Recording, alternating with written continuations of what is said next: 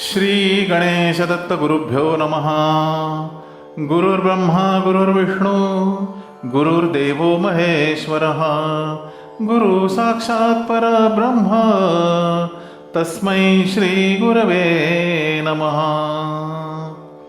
जेथे मी तुझला स्मरून नमितो भेटो तू तेची स्थळी. दासासी दिसतो दयाळ दुखवू आम्हा नको तू बळी.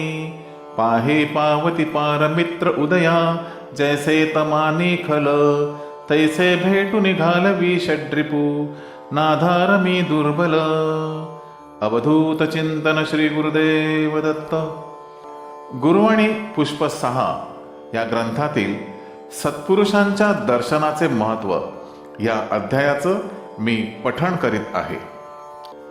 या अध्यायामध्ये आपल्या प्रासादिक वाणीतून परमपूज्य सद्गुरू श्री रामकृष्ण क्षीरसागर स्वामी मार्गदर्शनपर आशीर्वाद देताना म्हणतात, सत्पुरुषांच्या दर्शनाने शरीरावर व मनावर फार चांगले परिणाम होतात. हे परिणाम अदृश्य रीतीने होत असतात. केवळ त्यांच्या दर्शनाने शारीरिक व मानसिक दोष कमी होतात व पुष्कळ लोकांना हे माहिती नसते. लोकांना शारीरिक आजार झाला असता ते त्यांच्या फॅमिली डॉक्टरांचे औषध घेतात. हे अगदी स्वाभाविक आहे. आजार मोठा असेल, लवकर बरा होऊ शकत नसेल तर निष्णात डॉक्टरांना दाखवून औषधोपचार केला जातो. काही वेळा त्यांच्या निरीक्षणाखाली हॉस्पिटलमध्येही राहावे लागते, तरीही बरे वाटत नाही. आयुर्वेदिक, ॲलोपॅथी इत्यादी सगळे उपाय थकले की व्यक्ती तंत्र, मंत्र, दोरे, गंडे, ताईप वगैरे प्रकाराकडे वळते, परंतु कुठेही बरं वाटत नाही. शेवटी ती व्यक्ती आमच्या दाराशी येते, शरणागती पत्करून बरे करण्याविषयी विनंती करते, असे परमपूज्य सद्गुरू म्हणतात. आम्ही अशा व्यक्तीला रोज दर्शनास बोलवतो. जरुरीप्रमाणे 5-10 मिनिटे बसायला सांगतो. नंतर त्याला तीर्थ, खडी साखरेचा प्रसाद देऊन रवाना करतो. कधी त्याच्याशी बोलतो, कधी बोलतही नाही.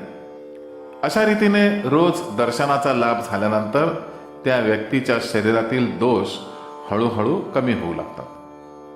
3-4 महिन्यात त्या व्यक्तीमध्ये पुष्कळशी सुधारणा झालेली असते व ती संपूर्णपणे बरी होण्याच्या मार्गाला लागलेली असते. हे सर्व कशामुळे घडते? आम्ही जादूटोणा करत नाही, त्यावर आमचा विश्वास नाही. आम्ही तंत्रमंत्र करीत नाही, परमार्थामध्ये तंत्रमंत्राचा उपयोग वर्ज्य आहे. मग हे रुग्ण सुधारतात कसे? तर आश्रमामध्ये आम्ही देवाची मूर्ती स्थापन केलेली आहे. आमच्या सतत तपश्चर्याने त्यात अधिष्ठान निर्माण झालेले आहे. या मूर्तीमधून एका विशिष्ट प्रकारची अदृश्य किरणे बाहेर पडत असतात. शिवाय आम्ही इतकी वर्ष तपश्चर्या केल्यानंतर व आम्हाला साक्षात्कार झाल्यानंतर आमच्या शरीरातूनही काही विशिष्ट अदृश्य किरणे बाहेर पडतात. त्यामुळे रुग्ण लवकर बरा होतो. या अदृश्य किरणांमुळे मानसिक व शारीरिक दोष हळूहळू कमी होतात. हे कोणत्याही प्रयोगाने किंवा विज्ञानाच्या कसोटीने सिद्ध करता येत नाही.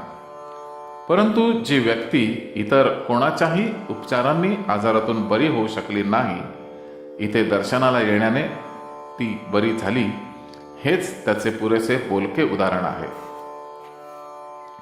आश्रमामध्ये अतिशय पावित्र्य पाळले जाते व ते सांभाळलेही जाते. देवाच्या मूर्तीला रोज दुधाचा अभिषेक होतो. या मूर्तीची दिवसातून 3 वेळा मन लावून एकाग्र चित्ताने पूजा केली जाते, आरती केली जाते, इतर धार्मिक सोपस्कार केले जातात. त्यामुळे या मूर्तीमध्ये चैतन्य निर्माण झालेले आहे.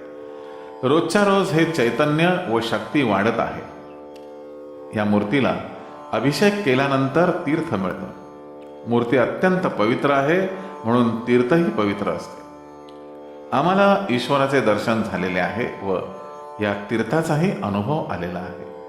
म्हणूनच आम्ही हे तीर्थ घेतो व भक्तांना देतो. हे सर्व अनुभवाचे बोल आहेत. परमपूज्य सद्गुरू पुढे म्हणतात, भक्तांनी प्रश्न विचारल्यानंतर त्यावेळेला जे उत्स्फूर्तपणे सुचेल ते उत्तर दिले जाते. कोणत्याही प्रश्नाला काय उत्तर द्यावे हे अगोदर काहीही ठरले नसते. भक्त कोणत्या वेळी काय प्रश्न विचारतील याची आम्हाला काहीच कल्पना नसते. एकच प्रश्न 8 वेळा निरनिराळ्या वेळी भक्तांनी विचारला असेल तर ह्या एकाच प्रश्नाचे उत्तर 8ही वेळेला वेगवेगळे असू शकेल. प्रत्येक भक्ताचा प्रश्न विचारण्याचा हेतू व त्याची क्षमता लक्षात घेऊन उत्तर दिले जाते. प्रारंभी कुत्सित बुद्धीच्या प्रभावाखाली असलेले अनेक जण दर्शनानंतर विनम्र होऊन नतमस्तक होतात व भक्त बनतात, असा अनेकदा अनुभव आलेला आहे. देवांचे गुरूंचे दर्शन कसे घ्यावे हे देखील लोकांना माहिती नसते. त्या बाबतीत काय काय काळजी घ्यायला पाहिजे याची लोकांना माहिती नसते. मला माझे दोष कमी करायचे आहेत, मला माझी प्रगती करायची आहे, स्वतःचे कर्तव्य म्हणून रोज देवांचे गुरूंचे दर्शन मी घेतलेच पाहिजे, असा भाव जेव्हा तुमच्या मनात उत्पन्न होईल तेव्हाच तुम्हाला दर्शनाचा लाभ होईल. आमच्याकडे जातीपातीचा प्रश्न नाही, गरीब श्रीमंत हा भेद नाही. आमच्या दर्शनाच्या ज्या ज्या वेळा ठरवल्या आहेत त्या वेळात कोणीही येऊन दर्शन घेऊ शकतो.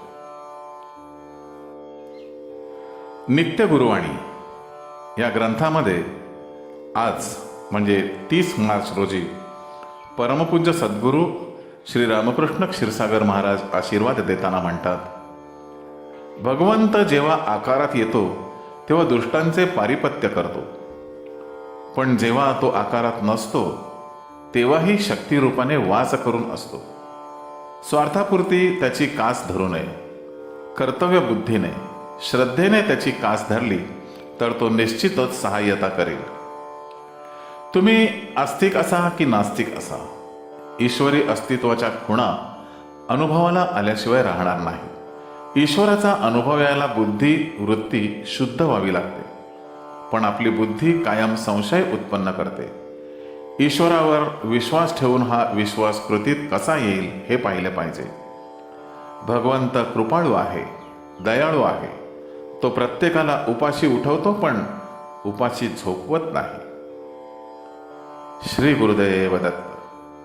गुरुबंधू आणि भगिनींनो, अशा अनेक मार्गदर्शनपर आशीर्वादांपैकी काही आशीर्वाद आणि त्यांचं पठण करण्यासाठी श्रवण करण्यासाठी पुन्हा भेटूया उद्या सकाळी 6 वाजता. श्री गुरुदेव दत्त.